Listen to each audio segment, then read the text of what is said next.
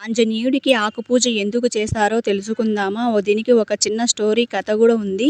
రావణుడు మాయాలేడిని పంపి సీతమ్మను అపహరించడంతో శ్రీరాముడు ఆమె కోసం అన్వేషణ ప్రారంభించాడు.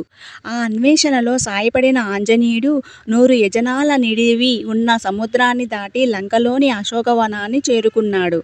సీతమ్మను దర్శించిన తర్వాత ఆ సంగతి శ్రీరాముడికి చెప్పాలని బయలుదేరాడు. అప్పుడు సీతమ్మ ఆయనను ఆశీర్వదించాలనుకుంది. ఆ వనంలో పూలు చేతికి అందకపోవడంతో అందుబాటులో ఉన్న తమలపాకును కోసి దాన్ని ఆంజనేయుడి తలపై ఉంచి దీవించింది. అందుకు ఆయనకు తమలపాకు ప్రీతిపాత్రమైంది.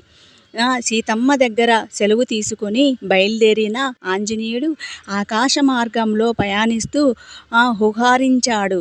అది విన్న వానరులకు ఆయన సీతమ్మ జాడ తెలుసుకొనే వస్తున్నాడని అర్థమైంది.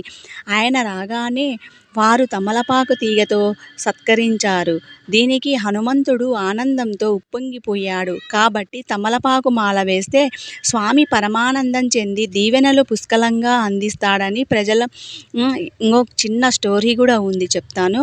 ఒకసారి సీతమ్మ తల్లి అందిస్తున్న తమలపాకు చిలకల శ్రీరాముడు సేవించినప్పుడు అక్కడ వచ్చిన ఆంజనేయుడు, స్వామి ఏంటి మీ నోరు ఎంత ఎర్రగా ఎందుకు అయింది అని అడిగాడు.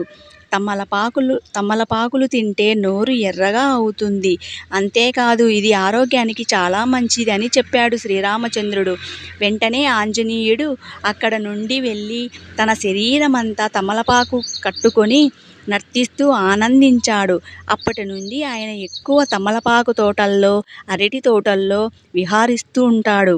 ప్రతిదీ ఆంజనేయుడు రుద్రాస సంభూతుడు కాబట్టి తమలపాకులు ఆయనకు శాంతిని ఇస్తాయి. అలాగే తమలపాకులో మరో పేరు నాగవల్లి దళాలు. తమలపాకులతో స్వామిని పూజిస్తే సుందరకాండ, హనుమాన్ చాలీసాలో పారాయణం చేయడం వల్ల, స్వామికి తమలపాకు హారాన్ని అలంకరించడం వల్ల మంత్రం సంబంధమైన పీడలు తొలగిపోతాయి, శనీశ్వరుడి అనుగ్రహం కలుగుతుందని, నాగదోష శాంతి చేకూరుతుందని